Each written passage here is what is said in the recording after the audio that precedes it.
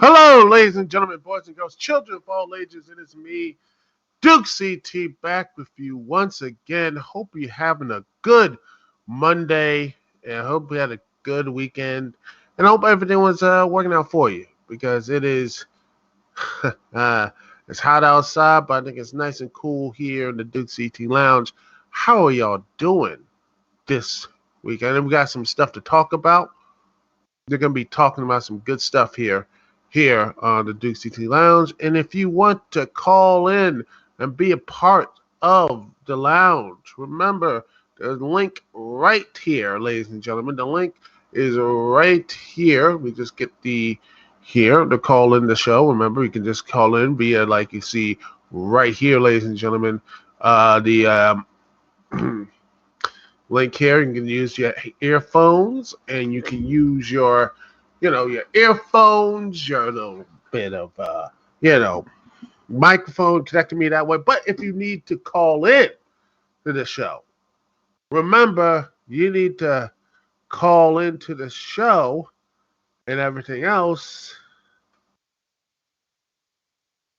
Remember the phone, as always, is 605-562-0444. Phone number is 605-562-0444. And the show ID to connect to me, Duke CT, is 92417. Once again, the show ID is 92417.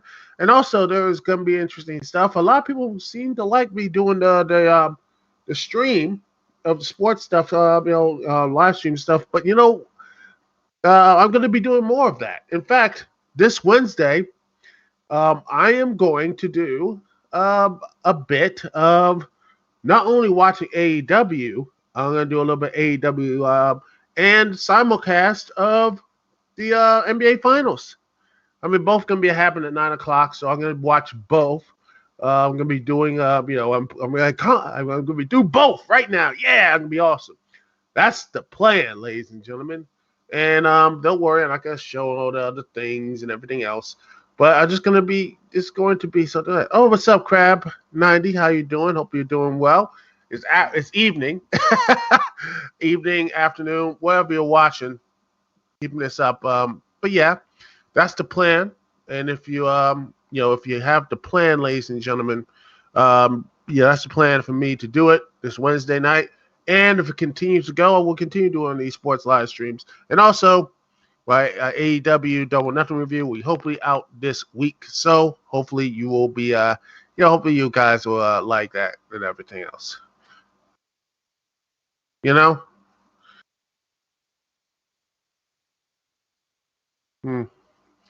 Anyway, let's get into the show. Let's get into what we're going to be talking about. First things first.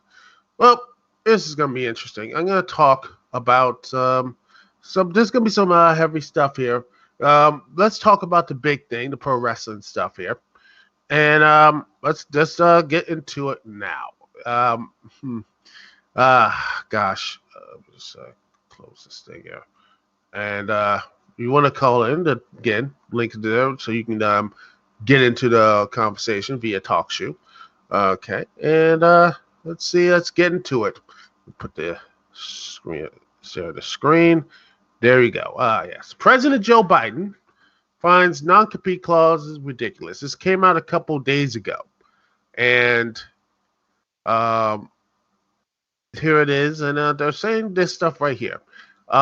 There's a strict non-compete clauses that in the contract. Aleister Black was recently be able to make jump to AEW, became Malachi Black within 35 days of his release thanks to a clerical error, but most are not that fortunate. The idea of non-compete clauses is a controversial one that remains a constant within many industries. President Joe Biden recently took a moment to speak on the idea of non-compete clauses. He references a speech he gave in 2018, which really hammered home how ridiculous he finds them. In the Brookings Institution, he says right here, quote, "Back in 2008 at the Brookings Institution, where I talked about the non-compete clauses that I find to be absolutely ridiculous, how prevalent they were throughout industries.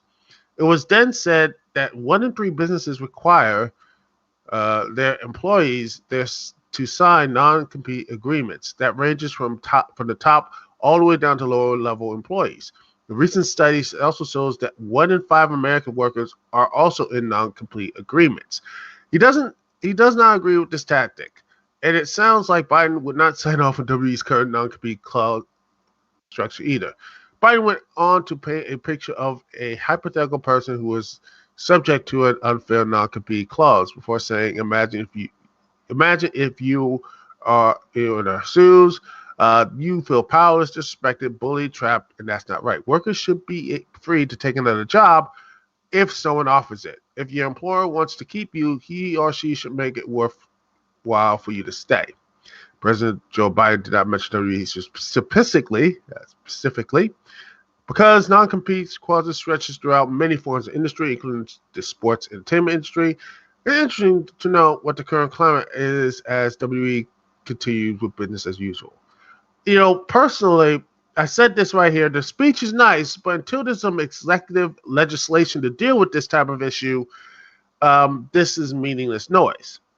But to me, personally, when I look at this type of stuff, non-compete clauses, especially when you look at the wrestling side or anything other stuff that's not, if you're not going to release, like, for example, if you're not like releasing like trade secrets or, trying to knock down like what can hurt the competition or whatever like that, I honestly think these are pointless because why are you hurting someone's opportunity to actually get a job and actually earn a living doing what they love instead of them sitting there for 90 days doing absolutely nothing? It's a waste of time. It's a waste of time and energy. And I think it would probably benefit for WE or Impact, all this stuff to actually do. I didn't think it hurt businesses that much to have, some egg in their faces. But at the end of the day, sign them to a contract. But then again, it's funny because WWE, let me just see, they're independent contractors.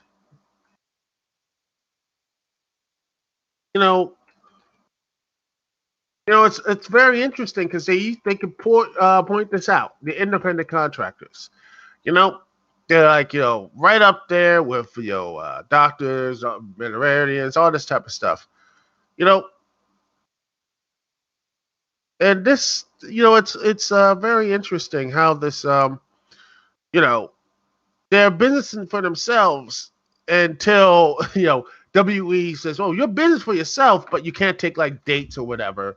You're just completely locked in." It's just like WWE uses it to say that they just want to say they're employees, but they can't say they're employees because, it would cost them a hell of a lot of money to be a healthcare and all this type of stuff. Which, maybe this, getting all a little bit political or whatever. I don't think healthcare should be tied to employment. It should be easy to get for everybody. And quite honestly, having it tied into employment is just really it's screwed up. It's screwed up to have that. To have like, okay, getting healthcare is tied to your job, or getting, if you get a job, you're like, oh, finally I can get healthcare. They can get the things people need to get. And that to me is, yeah. Crab 90 says, because it sound very authoritarian to me. So yes, strong labor unions. Yes, I agree to that. But also make sure the people in the labor unions don't, act all high and mighty themselves. Because again, labor unions can, they can get on their BS a bit sometimes. So I want them to like, okay, don't, hire a dude who is like, you know, uh, they can't be, they're like, oh, well, we're gonna hire this person just because he's a favor to me, not because they work hard or whatever, that sort of thing. You know, actually help the people who are in the union, not just help their friends out. That's what I think. Could be wrong though, but yeah. But this right here, like I said, I want actual legislation.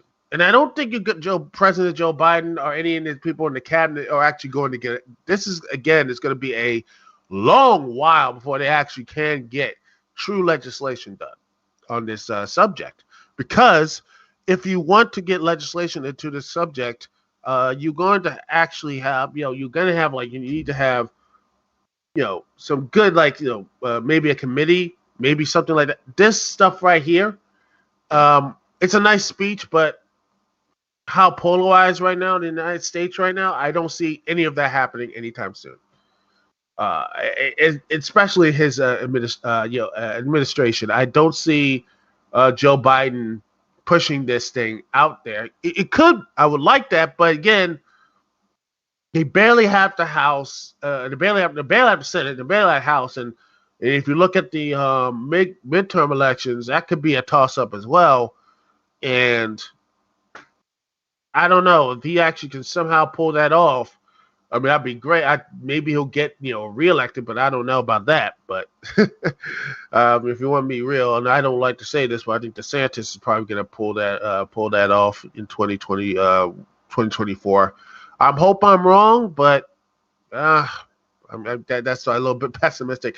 But this right here, this subject here, the in this whole non-compete clauses, I think that I think that they should have some things hammered out a bit. In fact, let me just see.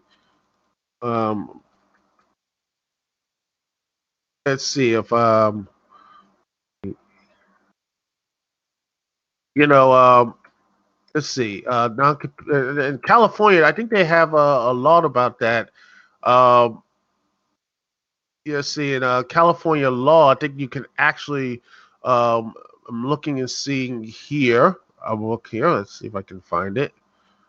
Um, in some states, they're not for the non-compete. Well, let's see this. Let's see. Let me just see if I can share this screen. Ba-da-ba. Da-da-da-da-da-da. Let me see if I can do this. And there we go. So the web group. Non-compete agreements in California law. They're almost always non-compete agreements and almost always found to be unenforceable in California, with only a small list of very specific exemptions listed in the statute. No exceptions that a non-compete agreement are enforceable against former owners of a company who agreed to such a clause with reasonable limitations in time and geographic scope. As for employees, the window of these non-compete agreements to be valid restrictions are very limited.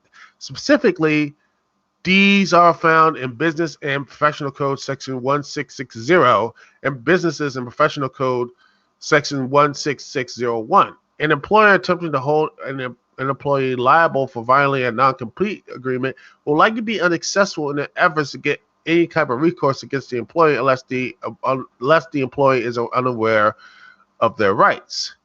And they are, right here. It says unfair right here in there in California. It says while non-compete agreements are not generally legally enforceable, cases where unfair competition can be discovered are still legally enforceable.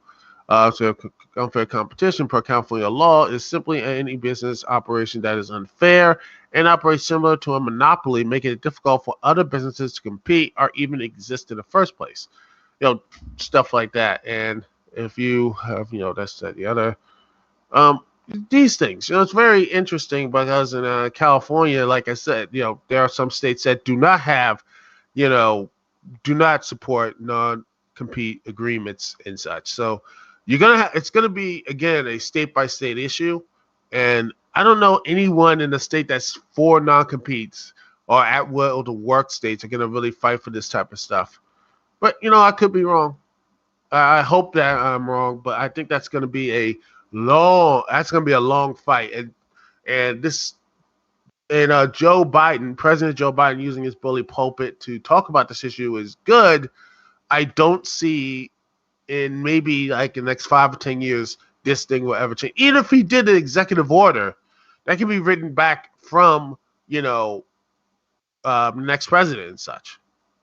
So that's going to be something that is going to be discussed in the future, maybe like 10, 15 years from now. Not now, but even if they did, it's going to be just a topic to be continue to be discussed for a long, long time. Whew. Well, hopefully that wasn't that too painful. But yeah, that's what I feel.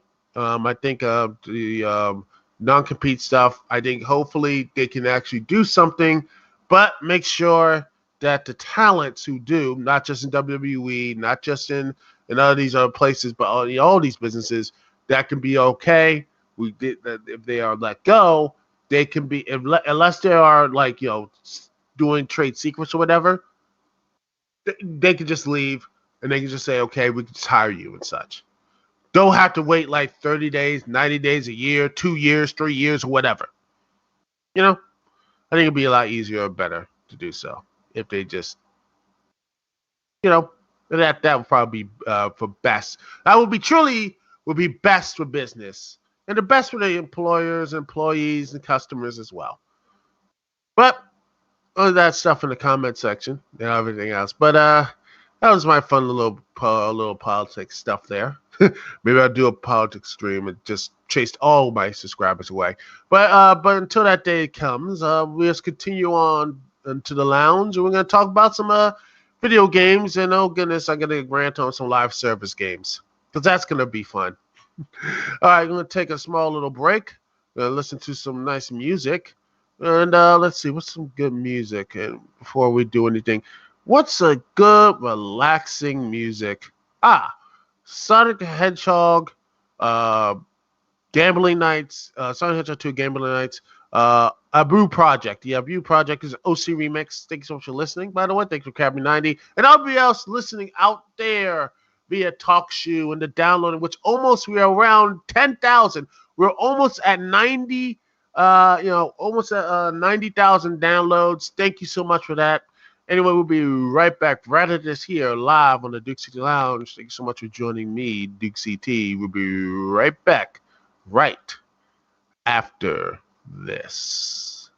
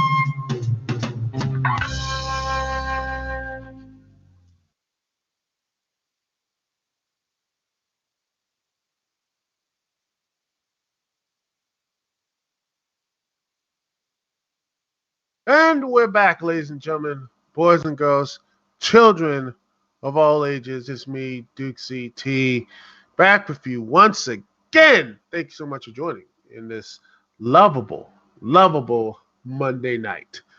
And well, who's up for live services, man? Who doesn't love a live service game? Because recently, Assassin's Creed is going to be the live service thing,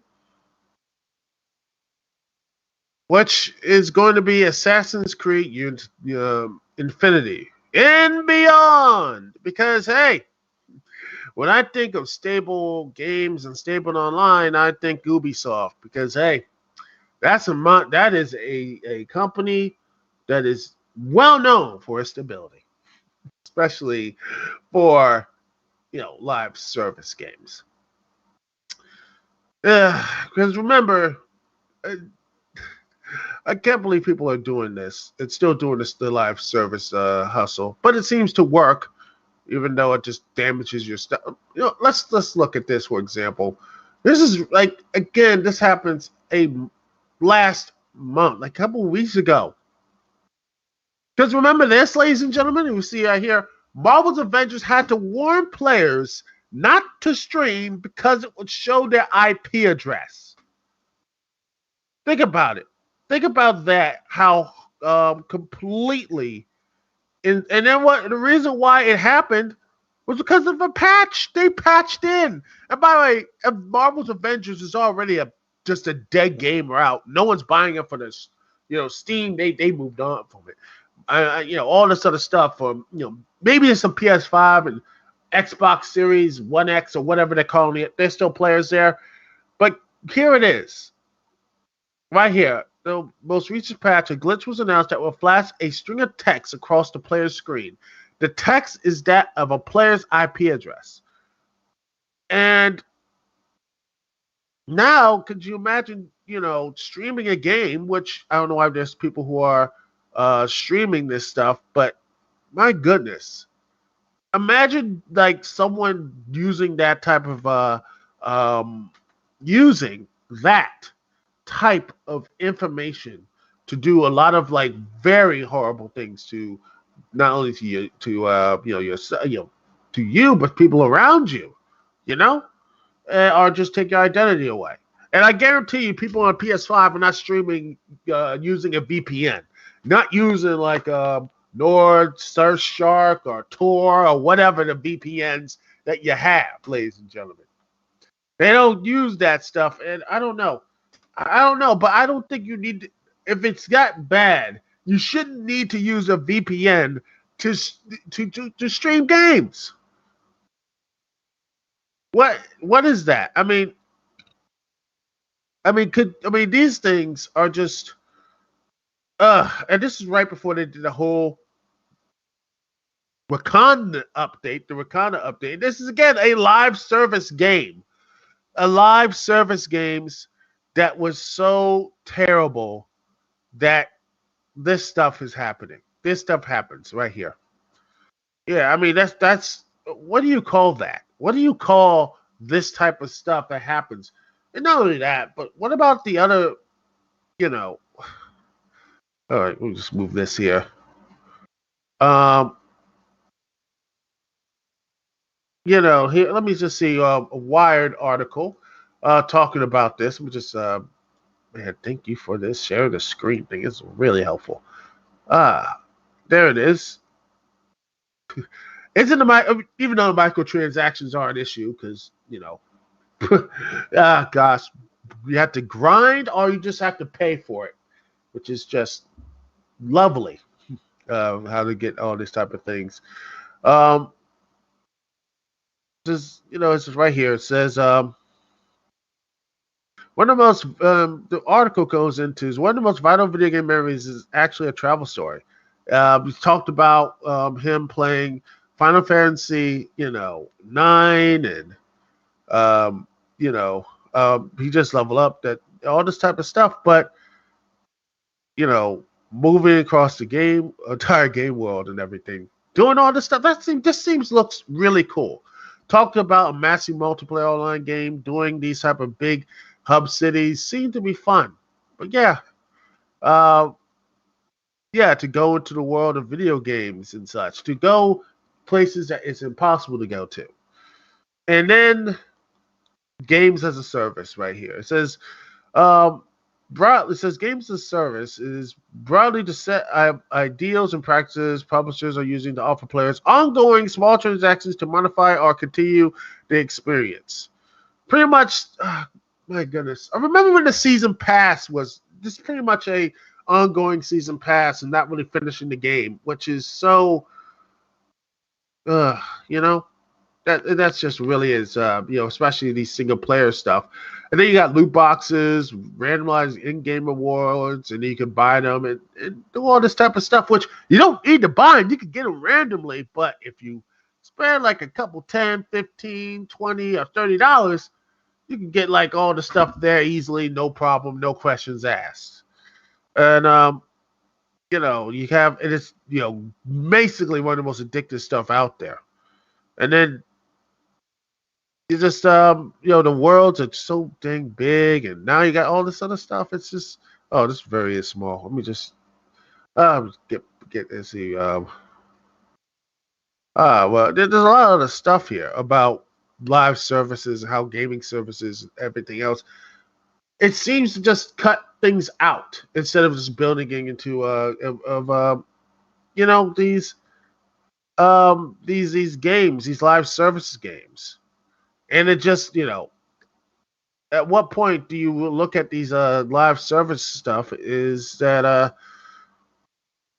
you look at these live service games, you look at them, you look at say the Assassin's Creed, and you look at Marvel's Avengers, you look at Anthem, you look at insert thing here, name one good live service. Destiny, and even then Destiny is just this is a thing. I mean, Destiny was the only one I feel like is one of the most thing there. But remember, let me just point this out. Let me just see if I can get it.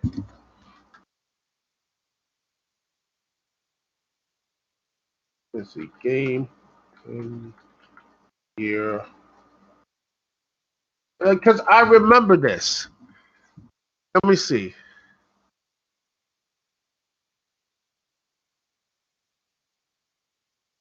Remember when this Destiny having a let me see if I can right here. Let me just see if I can get this thing because the next 10 years Destiny. Gosh, this was.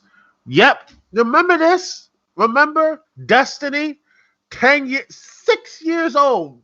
2014. I have the original PS3 version of Destiny somewhere. But look at this. Remember, this was supposed to be a 10-year game. A 10-year game. Remember that? Remember Destiny was going to be a 10-year game about all of this stuff here. Is that it's just and there was no real game or story behind Destiny at all. And by the way, I don't think people actually play it. Now Destiny 2, they just tossed it up and said, oh, here's Destiny 2. We made things a little bit better. What is that? Destiny was good to the right guy. Honestly, I would say Destiny 1 was crap with the story because, they didn't really explain or talk about the whole thing. And then you had Destiny 2, which just this plan of action, these 10 years. And then what about Anthem? Remember Anthem?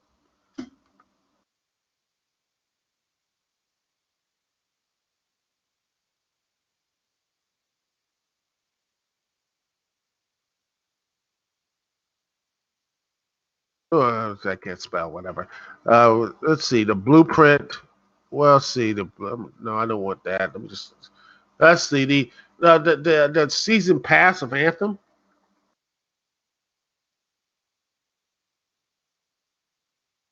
Yeah, remember that? Remember the Anthem season pass? You know, I remember that. I remember all these things have, you see. The DLC. Yeah, remember Anthem's DLC and everything just completely collapsed on itself? I mean, there were, and now it's just gone. The all of it, everything, all of Anthem. Remember that Anthem and all the stuff is just gone. It has been canceled. Let me just put this up here. Remind people of this. There it is. Everyone's like, oh, there's going to be a roadmap, all this stuff, and boom, Anthem 2.0, it's canceled. It's a failure, and these things continue to fail. And I shudder to think what Gotham Knights is going to do. I shudder to think what's the new Suicide game going to do. These games as a service have not really done well, and maybe Destiny is the only one there. That's it. Destiny and everything else has been a failure. Anthem, failure. Marvel Avengers, a failure. And I guarantee you, Assassin's Creed, that game, that's going to be a complete and total failure because Ubisoft, when they're not doing some sexual assaulting or whatever in their boardroom, allegedly, they just, they release these crappy, buggy, just barely functioning games and such. Especially with the Assassin's Creed games. Remember Assassin's Creed Unity and everything else. Gosh, I can't. No. Assassin's Creed Infinity. What happened to just having a complete game? A nice little complete game. And if you want to have a season pass, have it. It's not supposed to be this hard, ladies and gentlemen. It is. Yeah, I know. But don't worry, Crab90. Do not worry. Do not fear. That Destiny, they will have Destiny 3, and they're going to fix all of that eventually. In fact, let me just see this. Let's see. Is it Destiny 3 coming out? Because, I mean, remember the original game, Destiny, had a 10-year plan. I mean, now they're going to sequels, and now that doesn't have. And it's like, it's not releasing anytime soon, but it might be a launch title of a PS6. Go screw. I'm tired. Oh, by the way, Destiny 3 is canceled. So, yay, supposedly. I'm just tired. I'm just tired of having games that actually just never really finish, these games and services that completely missed the boat about this. I'm tired of it. I'm tired of just having games that just we'll put the rest of the story and lore in later. We'll just give like a base game and that's it. I mean, what happened to actually sitting down and actually, Assassin's Creed is a franchise, supposedly. After they rebooted and keep rebooting and doing all this stuff, because now they're going back to the old ways of Assassin's Creed, releasing over and over and over and over and over again. Assassin's Creed, can we can we dry up the well even more? There's nothing there anymore. They have a crappy movie, and then now, can we just let that leave? After you make your crappy video game movie, your franchise should be canceled. Oh, hello. Oh, Krabby. Let me just see if I can put you in here. And, all right. Hey, Crab, what's up, man? Do you hear me? Is it working? Let's see if it works. Let me just, no audio connected. There we are. Viewing. Are you calling in? Just see. Hello. Hello. Can you hear me? Oh, yes, I can hear you. But yeah, I'll just say this: Assassin's Creed should be canceled. After that crappy movie came out, that should be a rule in your video game. If your movie is done and if it's crap, if you want to get your video game movie, you need to take a pause. And if it's good, if the movie's good, you can continue. If it's not good, you can leave and just go away for a while or just release re-release games. Just do that for a while. Yeah, I think a big problem with game developers is that they start to they're making it. They want to make it too much like movies. Like they want to make franchises where they just come up with the same stuff. Mm. But that's the issue. They see the Hollywood thing, but yet it's not really the Hollywood Hollywood. It's just it's not taking the game's strength. And I honestly think when games like take influences like for example I saw look at like Ratchet and Clank and Rift Apart. That looks like to me is a great animated movie and stuff.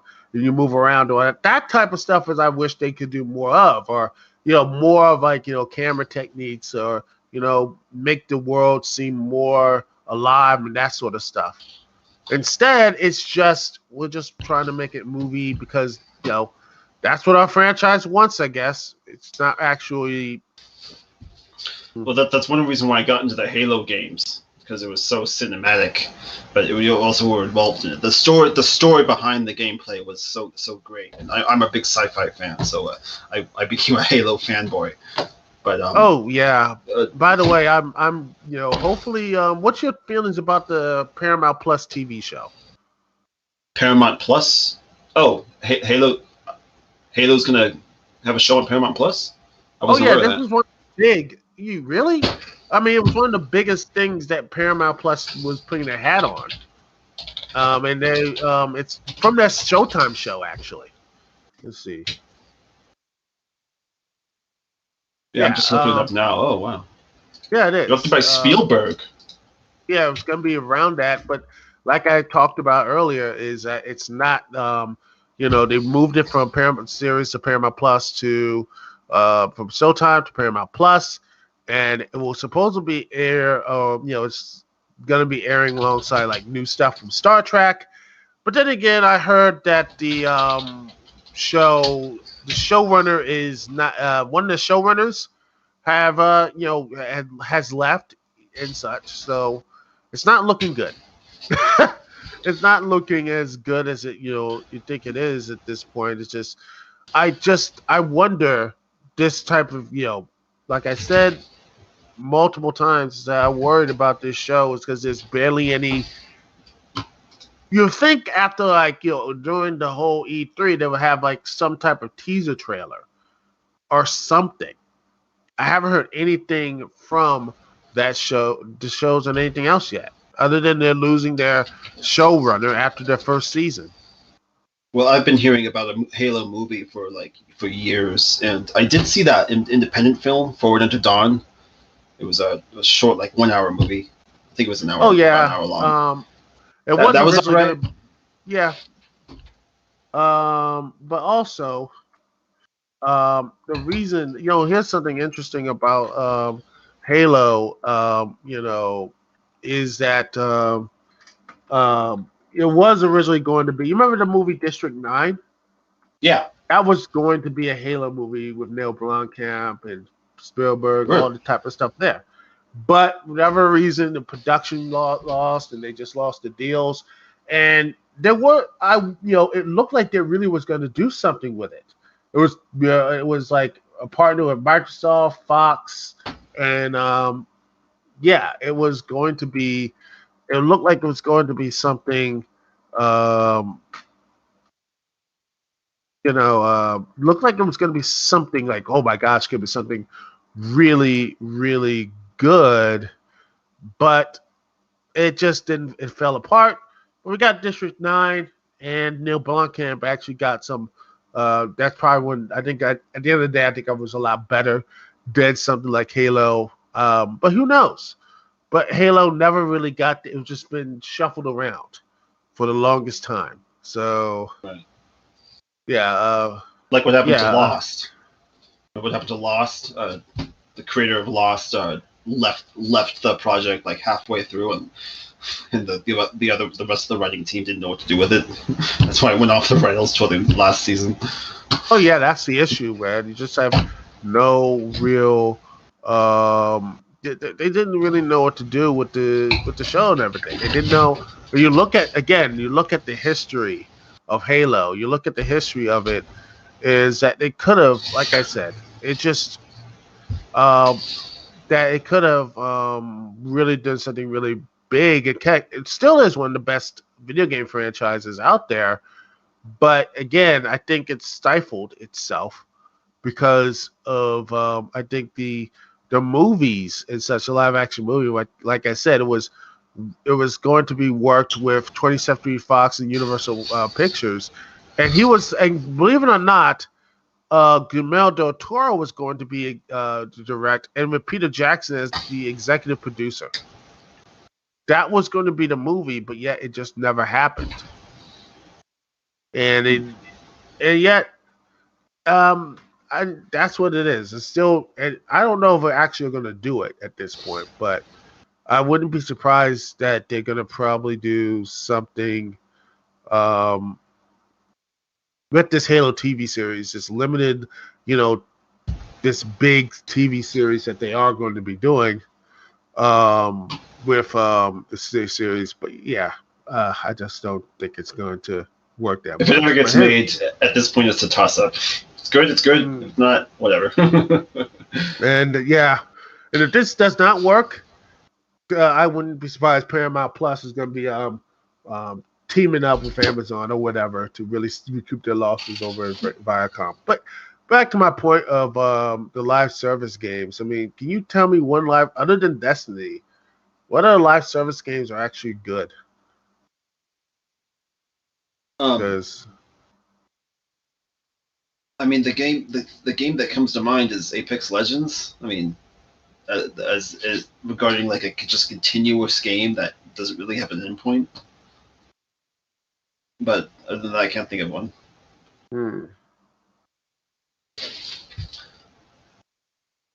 Well, yeah, but yeah, I don't know.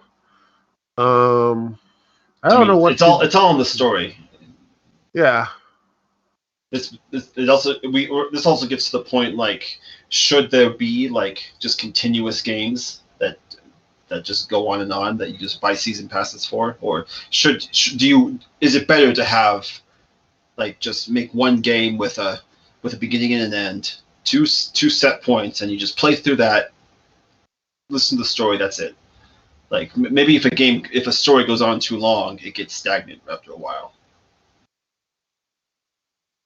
Yeah, that's what it is. You know what I mean? It's just and I think the problem is they sell the stuff wholesale. There's there's like it's a host, just like you cut, that sort of stuff there. It just feels like they don't put in the full game, which I wish they could do more of. Yeah, the developers definitely fall into traps of. I think I call it the sequel trap. Just give your gamers the same thing every time, in the hope that they keep coming back. Well, all right. That's really all I had to. That's really all I wanted to speak on. All right, thank you very much, man. In fact, I'm gonna probably end the show right now. Thanks for joining me, man. Yeah, no problem. Yeah.